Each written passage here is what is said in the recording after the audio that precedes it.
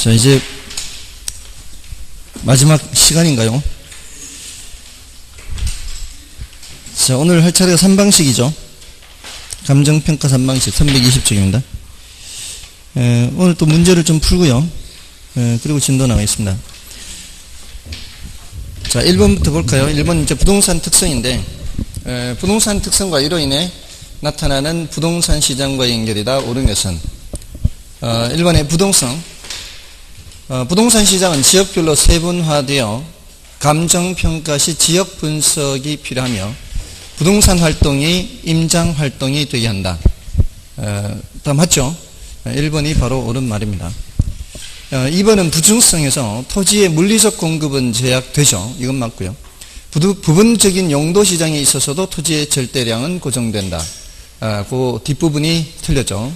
용도 시장에 있어서는 그 수량을 증가시킬 수가 있습니다. 그 다음에 3번의 영속성에 소모를 전제로 하는 재생산 이론이 적용되지 않는 것은 맞는데 뒷부분에 일물 일가 법칙을 적용할 수 없다가 틀렸죠. 개별성이죠. 그 다음에 4번은 개별성에 부동산은 그 구성 요소에 따라 차별화되어 구별이 용이하므로 표준지 선정이 용이하다. 표준지 선정이 곤란합니다. 왜냐하면은 표준지라고 하는 것은 다른 토지를 대표할 수 있어야 되죠. 그 다른 토지를 대표하려면은 공통점을 발견하기가 쉬워야 돼요. 다른 토지를 대표할 수 있는 공통점. 근데 다 제각각이라면 누가 누구를 대표한다라고 얘기하기가 어렵잖아요. 그래서 표준지를 선정하기가 곤란합니다. 그 다음에 인접성. 토지 공개념의 근거가 되며 토지의 협동적 이용을 강조하게 한다. 이 토지 공개념의 근거가 되는 것은 부증성입니다. 그 양을 증가시킬 수 없어서 희소하기 때문에 나오는 개념이죠. 근데 뒷부분은 맞고요. 그래서 정답 1번이고요. 오늘따라 이 마이크가 굉장히 좋은 것 같아요. 다른 데 보다 제 목소리가 제가 듣기에 훨씬 좋은 것 같아요. 다른 데도 이 마이크로 바꿨으면 좋겠어요. 다른 데 이제 메이크를 이렇게 보고 적극 다른 데 가서 추천을 해야 되겠습니다. 자, 2번은 이 계산 문제 시장 수요 함수죠. 시장 수요 함수 계산하는 건데 지금 요거는 각각의 수요 함수를 준 거죠. 두 사람밖에 없을 때는 어떻게 하면 돼요? 그냥 QA 더하기 QB 하면 되는 거예요. 그래서 아주 간단한 거죠. QA가 뭐예요? QA가 300-4P고 더하기 QB가 뭐예요? 200-3P인가요? 그럼 200과 300 더하면 500이고 마이너스 4P와 마이너스 3P 마이너스 7P 이거는 그냥 그저 줍는 거죠. 근데 이게 문제가 혹시 이렇게 나오면 이제 좀 사실 골치 아파요. P가 왼쪽에 있을 때는 좀 조심을 해야 돼요. P가 왼쪽에 있고 예를 들어 300-QA 4QA 여기 있고 이제 뭐 200-3QB 이렇게 돼 있다. 이러면은 좀 골치 아파요. 사실은. 왜냐하면은 QA, QB를 더해야 되는데 QA, QB가 오른쪽에 있잖아요. 이럴 때는 조금 시간이 걸려요. 이 넘겨서 4로 나누고 3으로 나누고 통분하고 해야 되잖아요. 근데 만약에 푸실 분들이라면 그렇게 풀 필요는 없어요. 이게 넘겨서 4로 나누고 하는 게 더 어려우니까 요 Q의 앞에 있는 개수를 맞추는 게 요령이에요. 그게 더 쉬워요. 넘겨서 나누기 하기보다는 요 4와 3의 최소 공배수 있죠. 중학교 1학년 때 배우죠. 12죠, 12. 요 12로 만드는 거죠. 그러니까 여기는 3을 곱하고 여기는 4를 곱하는 거예요. 위는 3을 곱하면은 3P는 3을 곱하니까 900-12QA가 되고요. 밑에는 4P는 4를 곱하니까 800-12QB 이렇게 될 거 아니에요. 그죠? 자, 그러면 이쪽에 이제 옮기면은 12QA가 되는 거예요. 12QA는 900-3P. 이제 분수가 안 보이는 게 장점이죠. 이렇게 푸는 거는. 분수가 없으면 훨씬 더 편하잖아요. 그래서 800-4p 하죠. 이렇게 해서 더하는 거예요. 이렇게 해서 더하면은 12QA와 12QB니까 QA 더하기 QB 공통으로 12가 있으니까 12를 그냥 바깥으로 묶어내버리는 거죠. 그럼 800-800이 아니고 1700이죠. 맞나요? 예, 그렇게 해서 더하면은 800 더하기 900이 되니까 1700-7p 이렇게 되겠죠. 이렇게 해놓고 이걸 뭐로 바꾸면 돼요? QM으로 바꾸면 되죠. 12QM은 1700-7p 이렇게. 뭐 경우에 따라 QM을 왼쪽으로 둘 수도 있죠. 그럼 양쪽을 이제 12로 이제 나누면 되는 거예요. 그럼 12분의 1700, 12분의 7p 이렇게 하면 되니까 뭐 어떻게든 관계는 없어요. 어떻게든 관계는 없는데 혹시라도 여기 개수가 이렇게 QA, QB가 오른쪽에 있고 이렇게 숫자가 서로 다를 때에는 여기서 최소 공배수를 찾아서 통일시키는 거죠. 이렇게 하면 시간이 좀 걸리죠. 자, 그러니까 이 문제 유형들을 기억을 하셔야 돼요. 계산 문제는 문제를 딱 봤을 때 이거는 어떻게 푸는 문제다 라는 것이 머릿속에 딱 떠오르면 푸는 거고요. 안 그러면 그냥 바로 패스하는 겁니다. 그게 입장 정리가 돼 있어야 돼요. 그걸 이제 해야 되는 거죠. 그래서 이거는 오른쪽에 있고 이게 개수가 다르다. 그럼 난 패스. 이렇게 입장 정리를 하시라는 얘기죠. 시간이 걸릴 것 같으면. 왼쪽에 있으면 할만하다. 푸는 거. 또 몇 배인가 문제 있었죠. 몇 배. 몇 배인가 문제는 두 배 하면은 2분의 QM, 3배 하면은 3분의 QM 이런 식으로 푸는 거다. 이렇게 이제 입장 정리를 하시라는 얘기예요. 자, 됐고요. 다음에 3번은 부동산 경기 변동과 관련된 설명으로 옳은 것은 경기 순환은 일정 시간마다 규칙적으로 반복된다. 이 말도 안 되고요. 주택 건축의 동향을 상업용 부동산 경기 지표로 삼는 경우가 있는데 이것도 말도 안 되죠. 주거용 부동산 건축 경기는 일반 경제 경기 순환과 대체로 역순환한다. 요거는 맞죠? 주거용 부동산은 그런 편이고요. 다음에 4번에 일반 경기에 비해 그 저점이 낮고 정점도 낮은 것이 특징이다. 저점은 낮지만 정점은 높죠. 그래서 틀렸고요. 하향시장에서 과거 사례 가격은 새로운 거래 가격의 하한선이 된다. 내려가는 상황이니까 과거는 상한선이 되는 겁니다. 다음에 4번 임대료 보조 정책에 대한 다음 설명 중 옳지 않은 것은 1번의 임대료 보조 정책이란 일정 수준 이하의 저소득층에게 정부가 임대료의 일부를 보조하거나 과세소득을 공제해주는 정책을 말한다. 맞죠? 옳은 말이고요. 주택이 부족한 경우 소비자에게 보조하는 정책은 임대료 상승으로 임대료 보조 효과가 낮게 나타날 수 있다. 그럴 수 있죠. 임차인들한테 임대료를 보조해 주잖아요. 그러면 이 사람들이 수요를 증가시키는 과정에서 임대료가 올라가게 됩니다. 그럼 올라가게 되면은 그 올라가는 만큼은 누구도 혜택을 보는 거예요. 임대인도 혜택을 보기 때문에 임차인한테 보조해 준 효과가 그만큼 낮아지게 되는 거죠. 그래서 맞고요. 다음에 정부의 임대료 보조는 저소득층 효용을 증대시키고 단기적으로 저가 임대주택에 대한 수요를 증가시킨다. 일단 임대료를 보조받으면은 저소득층들의 효용이 올라가죠. 그리고 그 보조받은 돈으로 어떻게 저가 임대주택에 대한 수요를 증가시키죠. 그래서 이건 맞는 말이죠. 그러니까 단기 장기 하잖아요. 이게 임대료 보조하면 뭐 생각하라 그랬어요? 달동네 생각하라 그랬잖아요. 임대료 보조하면 달동네에 있는 사람들이 이제 보조를 받으면은 단기적으로 수요를 어떻게 해요? 수요를 증가시키면 임대료가 올라가죠. 임대료 올라가는 게 올라가는 만큼은 임대인도 혜택 본다 그랬죠.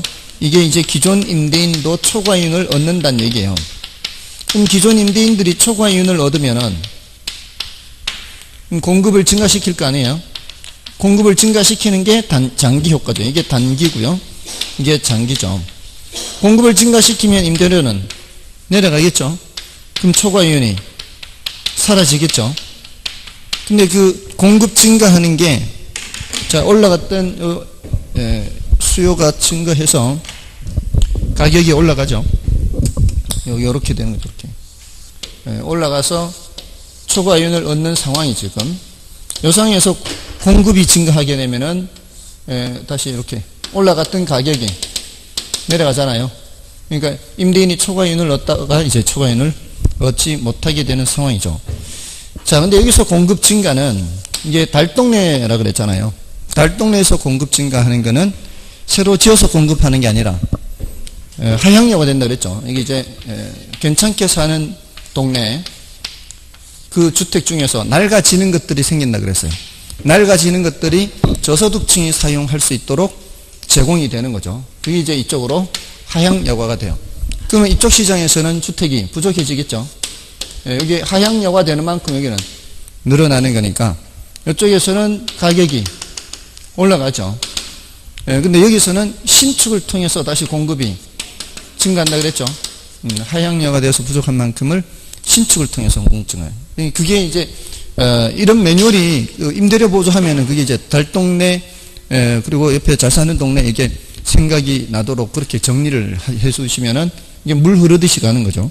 여기는 하향여과를 통해서 이게 공급이 증가한다는 거죠. 그래서 하향여과라는 게 어떤 이유로 저가주택에 대한 수요가 증가할 때 나타나는 게 하향여과다. 요것까지 이제 정리가 될 수 있잖아요. 그리고 3번까지 맞고요. 4번은 임대료 보조로 인한 저가주택에 대한 수요 증가는 저가주택의 임대료를 상승시켜 저가주택 시장에서 초과이윤이 발생하게 된다. 요거 말하는 거죠. 요 초과이윤. 그 다음에 5번에 저가주택 시장에서의 초과이윤은 고가주택 시장으로부터 주택이 하향여가 되게 하고 고가주택의 부족으로 인해 고가주택 시장의 공급자는 손실을 보는 게 아니죠. 이게 이 가격이 올라가게 되면 부족해지면 가격이 올라가게 되니까 이윤이 발생합니다. 그러니까 신축을 통해서 공급을 증가시키는 거죠. 그래서 5번이 정답인데 5번은 난이도는 높고 중요도는 낮아요, 사실은. 그러니까 이런 식으로 한 거는 난이도 조절을 위해서 낸다 이렇게 생각하시면 돼요. 그러니까 중요한 거는 1, 2, 3, 4번이에요. 1, 2, 3, 4번을 위주로 보시면 돼요. 그 다음에 5번.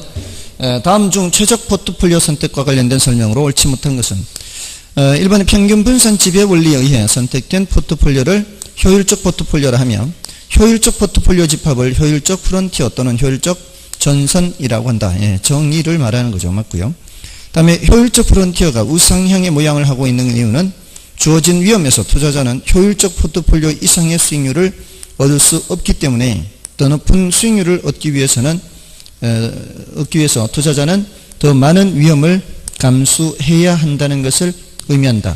맞죠? 효율적 전선이 우상향의 모양으로 되어 있죠. 이렇게. 자, 그것은 주어진 위험에서는 요거보다 더 높은 수익을 낼 수가 없죠. 요거보다 더 높은 수익을 내려면 그만큼 위험도 더 많이 부담을 해야 추가적으로 수익을 더 낼 수가 있는 거죠. 그러니까 우상향 모양을 가질 수밖에 없다는 거예요. 그 다음에 불확실성 하에서 위험에 대한 투자자의 일반적 행태는 위험 혐오적 태도이며 위험 혐오적인 투자자의 합리적 목적은 기대 효용의 극대화에 있다. 자, 이 기대 효용이라는 표현인데요.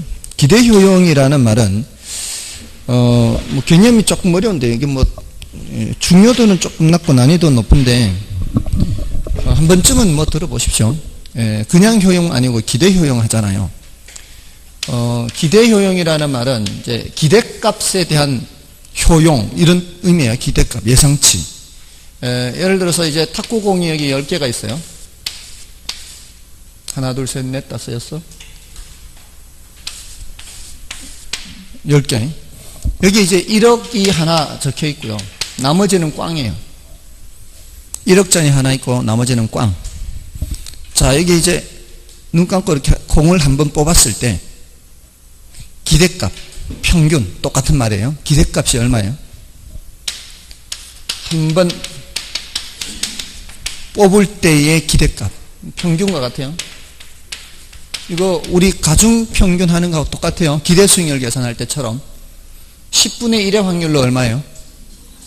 10분의 1의 확률로 1억, 10분의 9의 확률로 0.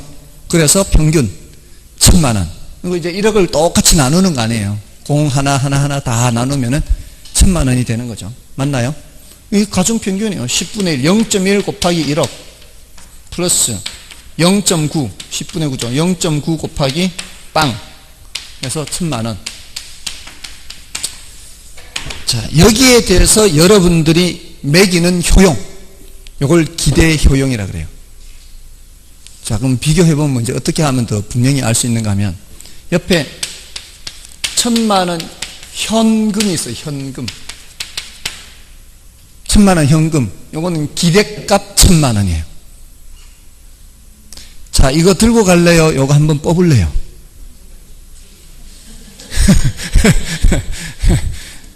요거 가져가는.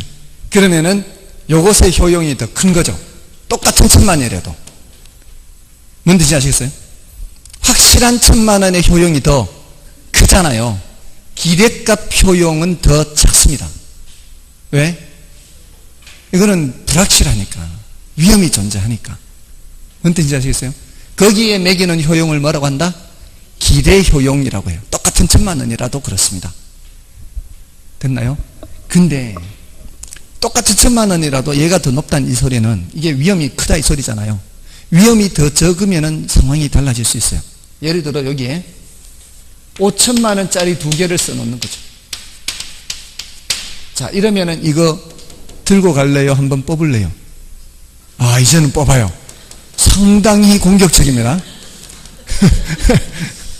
이래도 안 뽑는 사람은 이제 2천만원씩 5개를 해놓으면 2천만원씩 5개 해놓고 1000만원 넣고 이렇다니까요. 사람들이 이렇다니까. 이게 상당히 공격적이에요. 이 사람들은 지금 집단이 다른 집단이에요. 지금 은양리는 확실한 1000만원을 위험이 있는 1000만원보다도 확실한 1000만원을 안 가져가는 사람들이에요. 그죠? 이 집단이 좀 이상해요. 아무튼 그게 기대 효용 개념이에요. 아시겠죠? 확실한 돈에 대한 효용이 아니라 예상치가 그 위험이 존재하는 그런 값에 대한 효용. 이게 기대 효용. 근데 우리가 투자한다는 것은 위험한 곳에 투자를 하는 거 아니에요.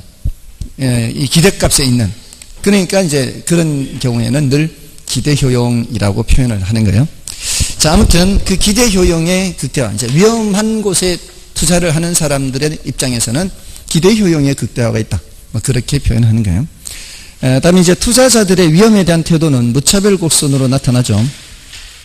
자, 이 무차별 곡선의 모양이 아래로 볼록한 우상향 형태를 갖는 것은 이 사람들이 위험, 선호적이라는 것이 아니고 위험 회피형인 거죠. 4번 틀렸죠. 이 무차별 곡선이 이렇게 아래로 볼록한 것은 위험 회피형이에요. 근데 더 완만한 사람이 공격적이에요? 또 가파른 사람이 공격적이에요? 더 완만한 사람이 공격적이죠. 이런 사람이 더 보수적이고. 그렇습니다. 4번 틀렸고요. 5번에 최적 포트폴리오는 효율적 프론티어와 투자자의 무차별 곡선이 접하는 점에서 결정된다고요. 그다음에 투자 분석 기법에 관한 설명 중 옳은 것은 1번에 순영가법, 내부수익률법, 수익성지수법은 화폐시장 가치를 고려하지 않는 방법이 아니라 고려하는 방법이고요. 순소득 성수를 자본 회수기간이라 하고 이는 기업이 정한 목표 회수기간보다 짧을수록 유리하죠. 그러나 자본 회수기간법은 화폐시간 가치를 고려하지 않는 단점이 있다. 그렇죠? 2번이 옳은 거고요. 그 다음에 요구수익률은 자본 유입의 현가와 자본 유출의 현가를 동일하게 만드는 할인율을 의미한다. 요거는 내부 수익률에 대한 표현이죠. 틀렸고요. 순영가가 동일한 투자안이 2개 있을 때에는 초기 현금 투자가 큰 사업을 선택한다. 이게 뭐예요? 돈이 많이 들어가는 사업이라는 얘기잖아요. 말도 안 되고요. 그 다음에 순영가법에서는 재투자에 대한 수익률로서 내부 수익률을 사용하고 내부 수익률법에서는 요구 수익률을 사용한다. 요거 바뀌어 있죠? 틀렸습니다. 다음에 7번은 다음은 저당시장에 대한 설명이다. 옳지 않은 것은 1번 저당 유동화는 2차 저당시장에서 이루어진다. 맞고요. 다음에 1차 저당시장과 2차 저당시장과의 끊임없는 자금의 순환은 이론적으로는 무한대의 차입자들에게 주택자금을 마련해 줄 수도 있다. 그렇죠. 이론적으로는 계속 순환되니까. 근데 이제 현실적으로는 투자자들도 돈이 한계가 있죠. 증권을 발행하면 증권을 살 사람들이 계속 있는 건 아니잖아요. 시장의 규모가 한정되어 있는 거죠. 다음에 3번 1차 금융기관은 저당권을 반드시 유동화시킬 필요는 없으나 2차 금융기관은 반드시 저당권을 유동화시켜야 한다. 요거 틀려서요. 2차 금융기관도 반드시 유동화시켜야 되는 것은 아닙니다. 그러니까 한국주택금융공사가 그 채권을 보유할 수도 있어요. 계속 그냥 보유하고 있을 수도 있습니다. 다음에 1차 저당 시장은 원래의 자금 수요자와 직접적인 관계가 있다. 맞죠? 원래의 자금 수요자가 차입자잖아요. 1차 저당 시장의 수요자였습니다. 다음에 투자자들이 개별 저당을 직접 구입할 경우보다 저당담보증권을 구입할 경우 투자자들이 얻는 수익은 떨어진다. 그렇죠? 증권 수익률이 직접 저당을 구입하는 경우보다는 떨어지죠. 그게 더 안전한 만큼 수익률은 떨어지는 거죠. 그래서 3번 옳지 않은 것이고요. 그 다음에 8번에 부동산 시장 분석과 시장성 분석에 대한 설명이다. 잘못 등성. 흡수율 분석이란 시장에 공급된 부동산이 단위 기간 동안 시장에서 얼마만큼 수요되었는가를 분석하는 것으로서 지역경제 분석의 내용이다. 이거는 지역경제 분석의 내용이 아니고 시장성 분석의 내용입니다. 넓은 의미로 분류할 때는 시장 분석의 내용이라고 하면 되고요. 좁게 분류할 때는 시장성 분석의 내용이다. 이렇게 얘기를 하면 되고요. 그래서 틀렸고요. 이번에 시장성 분석이란 그 대상 개발 사업을 놓고 구체적으로 물건 놓고 얘기하는 게 시장성 분석이죠. 그래서 특정 부동산이나 개발 사업이 시장에서 차지하는 경쟁력을 분석하기 위한 것이다. 맞고요. 그 다음에 3번의 시장 분석이란 특정 유형의 부동산 및 부동산 서비스에 대한 수요와 공급을 연구 분석하는 것이다. 수급 분석이죠. 여기서는 조금 더 넓게 부동산 서비스까지도 살펴봤죠. 사실은 시장 분석 이런 것들이요. 이게 부동산 개발 사업에서만 있는 것은 아니에요. 그 밑에도 나오지만 그 4번 지문에도 나오죠. 시장 분석을 하는 이유는 소유자에게 최유효 이용의 판단, 투자자에게 개발업자죠. 개발자에게는 경제적 타당성 분석, 감정평가사에게는 시장가치 추계를 위해서도 필요는 하거든요. 그래서 한 가지 목적으로만 사용되는 것은 아닙니다. 다음에 5번의 지역경제 분석이란 모든 부동산의 수요와 시장에 영향을 미치는 요인을 분석, 확인, 예측하는 것이다.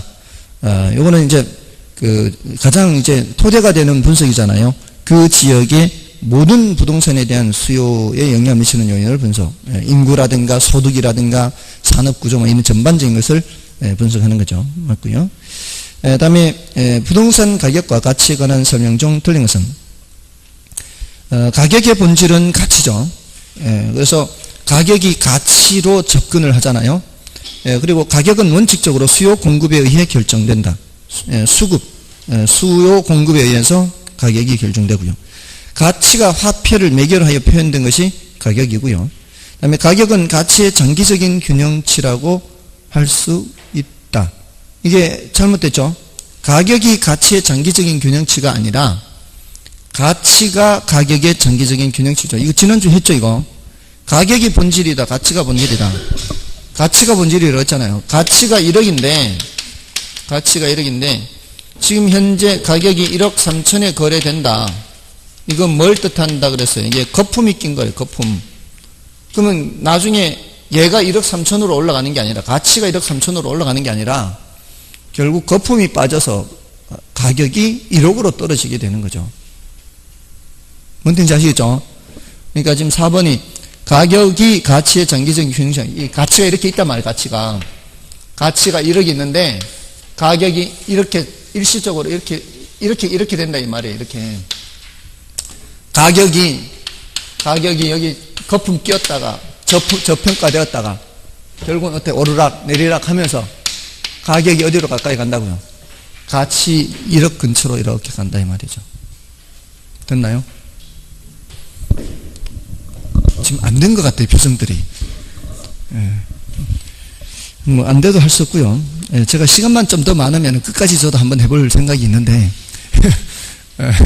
그 정도의 호기는 없습니다. 10번을 보시면 다음에 환원율을 산정하는 식 중 기억 니은에 들어갈 내용으로 5번 지문 안 했나 참. 4번 지문이 물가가 하락하면, 자, 이거 인플레, 디플레 반대로 생각하면 되죠. 5번은. 디플레잖아요. 물가 하락하면. 그럼 화폐 가치가 올라가는 거죠. 이런 현상은 잘 일어나지 않지만 일본에서 20년간 그랬다 그러잖아요. 일본에서 계속 디플레가 발생했잖아요. 디플레가 발생하면은 1년 전에 1억 가지고 살 수 있었던 거를 이제는 뭐 9,900만 원 가지고 사는 거예요. 디플레가 발생하면 1년 전에 1억 주고 자동차 살 거를 이제 1년 지나면 9,900 주고 사는 거죠. 그러면 현금 갖고 있으면은 이거 굳이 은행에 넣어놓을 필요 없어요. 현금으로 갖고 있는 것도 괜찮죠. 그러니까 일본의 금고가 그렇게 많이 팔렸대잖아요. 금고. 굳이 은행에 넣어놓을 필요 없이 현금 들고 있어도 1년 지나면은 더 적은 돈으로 살 수 있으니까 굳이 은행에 안 넣어놓고 어떻게 해요? 금고에 넣어놓으면 되지, 현금으로. 그러니까 2011년 3월 11일 대지진 그 쓰나미 왔을 때 집이 다 막 떠내려갈 때 금고도 많이 떠내려갔대잖아요. 금고도, 예, 집에 있던 금고. 예, 아무튼. 이 디플레가 발생하면 그런 현상이 나타나요. 은행에 돈을 안 맡긴다는 거죠. 오히려 그 저금리가 되고 마이너스 금리가 되면은 은행에 돈을 맡기면 돈을 줘야 되는 거예요. 은행에 돈을 맡기면은. 아무튼 그렇습니다. 자, 10번은 지지저저죠. 요거는 중요하죠. 공식 자체가 중요합니다. 이거 공식 자체가 중요하기 때문에 기억을 하셔야 돼요. 그 기억에는 지분 배당률이 들어가고 니은에는 저당 상수가 들어가죠. 됐죠?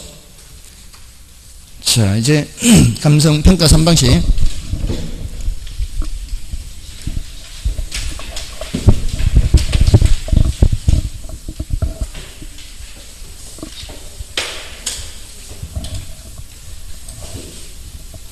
자, 일단 3방식에서는 용어들을 익혀 두셔야 되죠. 3방식에 비용성에 근거한 무슨 방식이에요? 비용성에 근거한 원가 방식이 있고요. 또 시장성에 근거한 비교 방식이 있고요. 그 다음에 수익성에 근거한 수익 방식이 있죠. 자, 요거는 이제 그 공급자 측면의 가격이라 할 수 있어요. 원가 방식은. 수익 방식은 수요자 측면의 가격이다라고 할 수 있죠. 이거는 이제 수요자와 공급자가 모두 만나는 무대. 뭐예요? 시장성의 원리. 수요 공급이 모두 반영되는 가격이다. 이렇게 얘기할 수 있어요. 그러니까 굉장히 사실은 뭐라 할까요? 이 학문이나 어떤 현상들이 굉장히 논리적이죠. 어떻게 보면은 좌우 대칭이라든가 이런 그런 어떤 패턴들이 보이는 거죠. 여기 이제 그런 패턴이 보이는 거죠. 공급자 측면, 수요자 측면, 수요 공급이 모두 만나는 균형 가격의 성격이 있다. 자, 이렇게. 그리고 각각의 방식이 이제 가격 구하는 방법과 임대료 구하는 방법이 있죠. 여기서 이제 가격 구하는 방법, 원가법이고, 여기는 거래 사례 비교법이고, 여기는 수익 환원법이죠. 일단 가격 구하는 방법이 중요하다 그랬잖아요. 물론 여기 비교 방식에서 토지의 경우에는 공시지가 기준법이라고 해서 따로 있는데 그것도 비교 방식으로 집어는 넣죠. 이제 이론적으로는 이제 6개 방법 얘기하고 따로 이제 공시지가 기준법에서 요거는 비교 방식의 이제 법령상 정의가 되어 있는 거죠. 임대료 구하는 방법은 여기서는 적산법이 되고요. 여기서는 임대사례 비교법이죠. 임사비. 그 다음에 수익 방식에서는 수익 분석법이죠. 자, 이런 것들은 이제 임대료 구하는 방법이다라는 정도면 되고, 공식으로는 이것만 좀 기억하시면 돼요. 얘네들은 공식까지는 뭐 기억할 필요는 없을 것 같은데, 일단 근데 공식들은 이제 가격 구하는 방법들은 다 일단 기본적으로 해야 되고요. 거기에 이제 적산법 공식만 하나 추가로 하시면 돼요. 원가법은 적산가액, 시산가액이 적산가액이죠. 여기서는 비준가액, 요 용어들이 익혀져야 돼요. 그 다음에 여기서는 수익가액, 그 다음에 여기는 적산임료죠. 적산임료. 여기는 비준임료. 여기는 수익임료. 이 용어 자체를 묻는단 말이에요. 용어 자체를. 용어 자체를 보니까 이 정도는 용어를 기억하셔야 되고요. 그 다음에 얘네들이 각각 식이 있죠. 이렇게 식을 또 물어요. 식을. 원가법이란 제조달 원가에서 감가 수정을 하여 또는 물기경 감가에 해당하는 금액을 공제하여 뭐 이렇게 말로 나온단 말이에요. 공식을 말로 풀어서 이렇게 정의를 말을 해요. 그러니까 여기는 뭐예요? 제조달 원가 빼기 감가 수정액, 감가 누계액이라고도 하죠. 자, 요거를 이제 빼야 되는데 더하여 이러면 틀리는 거죠. 그렇게 출제했다니까요. 출제를 여기 공제하여 또는 차감하여 이렇게 해야 되는데 가산하여 이러면은 틀리는 거죠. 그렇게 이 문장을 만든단 말이에요. 그 다음에 적산임료는 기초가액에 이것도 그렇게 물었어요. 기초가액에 기대이율을 곱한 후에 뭐를 더해야 돼요? 필요재경비를 더해야 되잖아요. 근데 어떻게 문장을 만들었는가 하면 기초가액에 기대이율을 곱한 후 사정보정 등을 하여 이러면은 틀린 말이 되는 거죠. 사정보정이라는 말은 여기 나오는 말이에요. 여기서는 사례 가격을 구한 후에 수정 작업을 해야 되죠. 그게 사시지계잖아요. 사시지계. 이 사정보정은 여기 나오는 얘기란 말이에요. 그리고 여기 경우에 따라 면적 비교나 기타 요인 비교. 이건 뭐 잘 얘기 안 하니까 이것들은 사시지계 위주로 사례 선택 기준과 여기에 대한 이론 정리. 여기서도 요거 이론 정리. 요거 이론 정리. 요거는 그냥 이론 정리까지 하기보다는 뭐 공식 정도. 그 다음에 여기 수익가액은, 이거 비준임료는 똑같죠? 공식이 똑같아요. 다만 이제 공시지가 기준법은 요 자리가 표준지 공시지가가 들어가요. 토지가액을 산정할 때. 여기가 표준지 공시지가가 들어갈 때는 사정보정이 있어요, 없어요? 사정보정이 없이 표시지계하고 끝나잖아요. 그러니까 표시지계하고 끝나고 여기 면적 비교도 없죠. 기타 요인은 뭐 있을 수 있는데 이 두 가지가 없단 말이에요. 그래서 이것도 비교 방식이고요. 수익가액은 순수익 나누기 뭘 하는 거예요? 환원율 하는 거죠. 그래서 여기도 순수익에 대해서 이론 정리, 환원율에 대해서 이론 정리. 이렇게 하면 이제 3방식의 이론들이 다 항목별로 정리가 다 되는 거예요. 그렇게 정리해 두시면 되는 거죠. 항목별로. 자, 그렇게 하고요. 자, 1번부터 보겠습니다. 자, 1번에 320쪽 1번이요. 감정평가 3방식에 대한 설명이다. 틀린 것은 1번의 감정평가 방식에는 비교방식, 수익방식, 원가방식의 3방식이 있으며 그중 비교방식이 가장 중추적이다. 비교방식이 가장 많죠. 맞고요. 그 다음에 비교방식에 의한 가격은 균형가격의 성격을 가지나 아까 비교방식은 수요 공급이 모두 반영되니까 균형가격의 성격을 가진다 할 수 있죠. 근데 부동산 가격은 그 특성상 공급자 경쟁에 의하여 형성되는 가격 측면이 강할까요? 수요자 경쟁 측면이 강할까요? 수요자 측면, 그 경쟁 측면이 강하죠.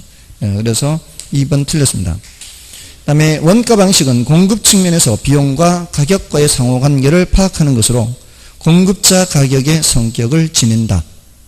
요거는 맞는 말이고요. 그 다음에 수요 방식은 수요 측면에서 효용 가격과의 관계를 파악하므로 수요자 가격의 성격을 띈다. 그렇죠? 자, 이게 사실은 저도 옛날에 공부를 할 때 이게 왜 수요자 측면일까를 생각을 이제 처음에 봤을 때는 잘 생각을 못 했었거든요.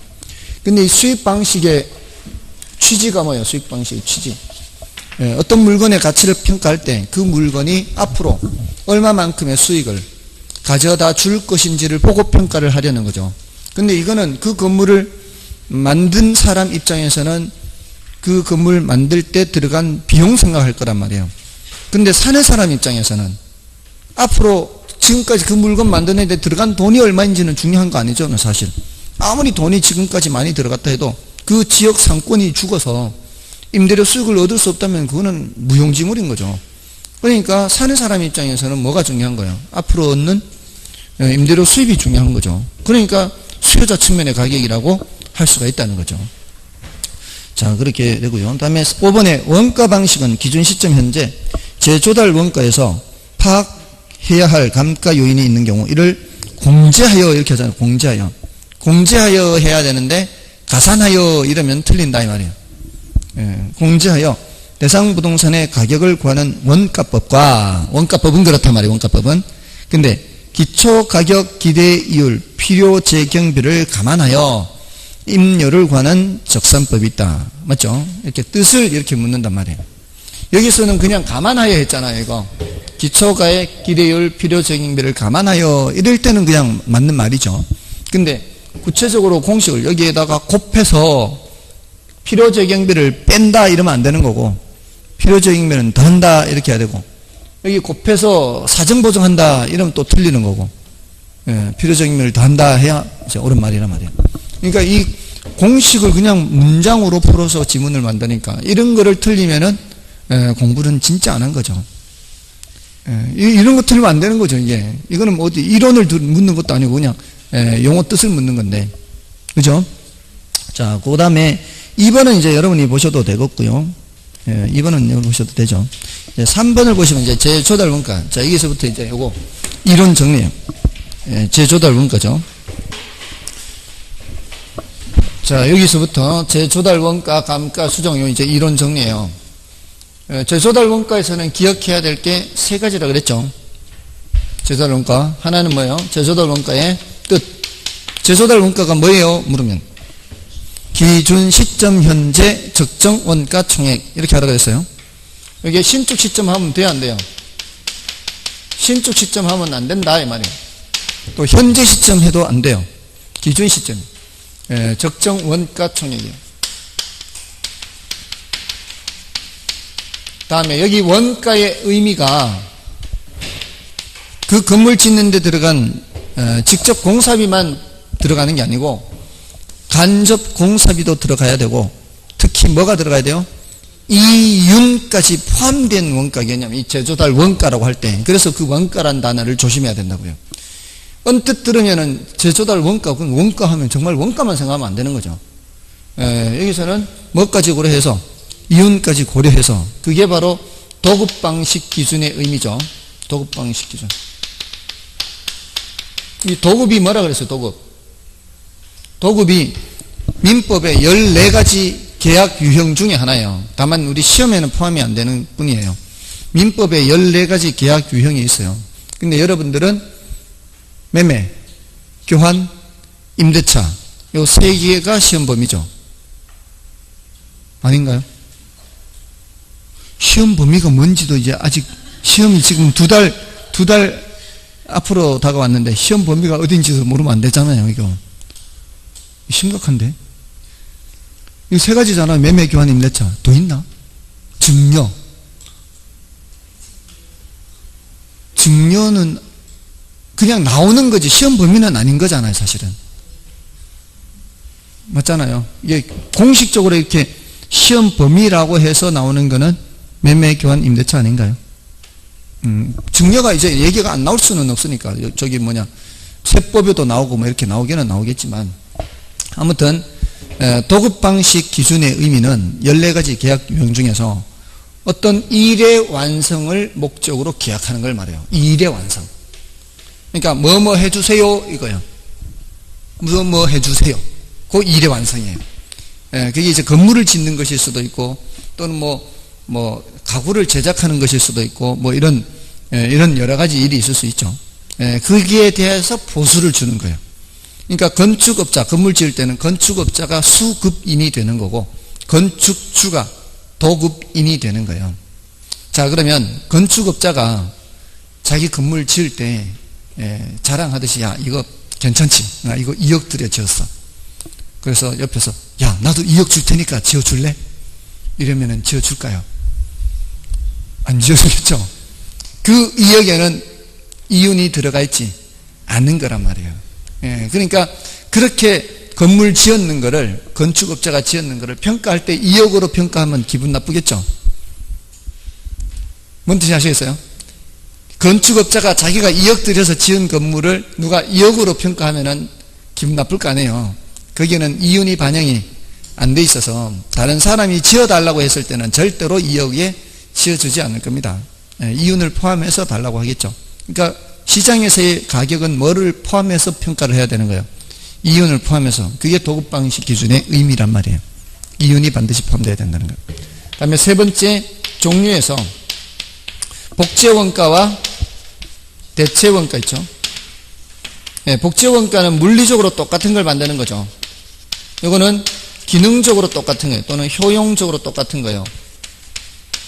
그러니까 물리적으로 똑같은 걸 만들어 놨을 때는 뒤에 감가 수정을 할 때 물리적 감가, 기능적 감가, 경제적 감가 모두 해야 되죠. 할 수 있는 걸 모두 해야 돼. 똑같은 상태로 만들어 놓은 상태이기 때문에. 근데 이거는 대체 원가를 여기 사용할 때는 기능적으로는 똑같게 해놓은 상태예요.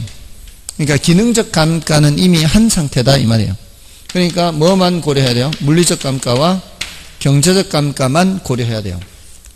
이게 아주 중요한 차이고요. 여기 대체 원가를 사용하는 이유는 오래된 건물의 경우에는 복제 원가를 계산하기가 곤란할 수가 있어요. 그리고 이거는 지은 지 얼마 안 된 거 이렇게 구별을 하시면 돼요. 그래서 제조달 원가는 이렇게 구별.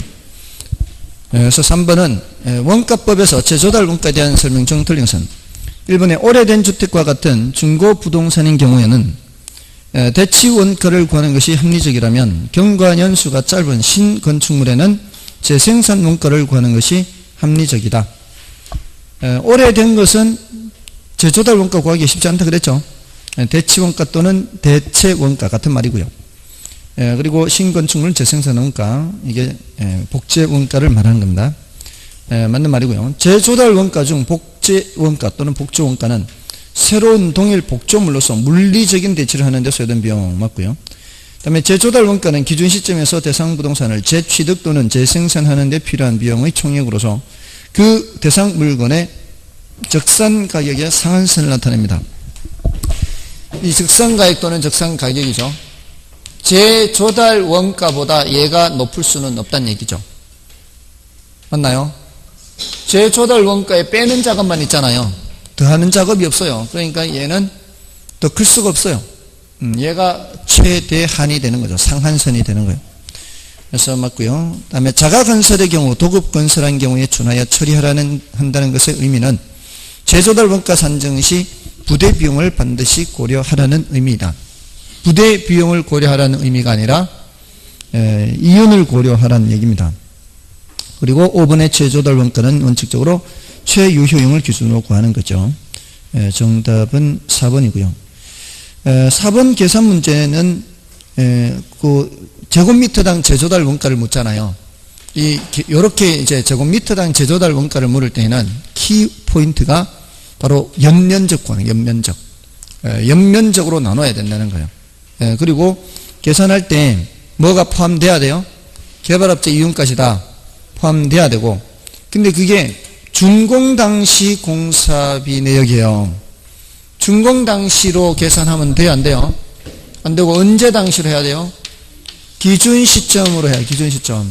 근데 준공 당시 건축비 지수가 100이라고 할 때 기준 시점 현재는 130이잖아요.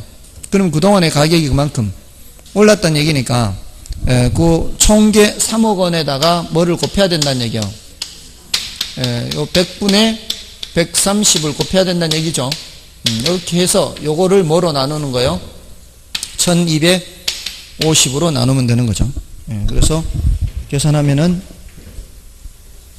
얼마 나오나요? 3밀리 나오나요? 그렇게 하시면 되겠습니다. 자, 이제 넘어가셔서 이제 감가, 성각, 감가 수정. 자, 이거는 좀 쉬고 하겠습니다.